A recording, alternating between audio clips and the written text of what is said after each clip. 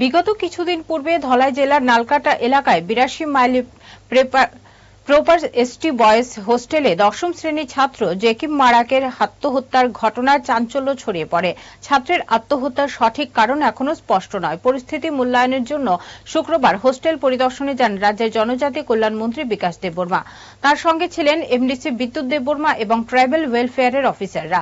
মন্ত্রী হোস্টেলের দায়িত্বপ্রাপ্ত শিক্ষক ও কর্মীদের সঙ্গে কথা বলেন এবং জেকিমের মৃত্যুর পেছনে কি কারণ থাকতে পারে তার খোঁজ খবর নেন। তিনি ছাত্রের অকাল মৃত্যুতে গভীর দুঃখ প্রকাশ করেন এবং বলেন এই ধরনের ঘটনা যেন আর না ঘটে, তার জন্য অভিভাবক ও শিক্ষকদের আরো সচেতন হতে হবে।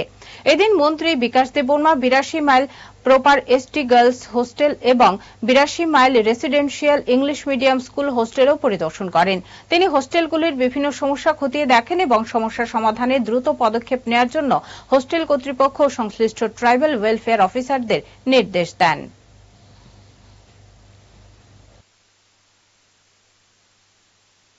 গত কিছুদিন আগে এই হোস্টেলেই আমি এসেছিলাম। আসার 2-3 দিন পরেই একটা ছেলে ক্লাস 10 ছেলে জাকিম মারাক একটা স্টুডেন্ট এই 82 মাইল হোস্টেল বয়েজ হোস্টেলের মধ্যে সুইসাইড করেছে। তার জন্য শুনে আমি থাকতে পারি নাই। সুইসাইড করার 2-3 দিন আগেই আমি এসেছিলাম, তাদের সঙ্গে দেখা করেছিলাম। কারণ এখানে আমাদের জনজাতি ছেলেরা হোস্টেলে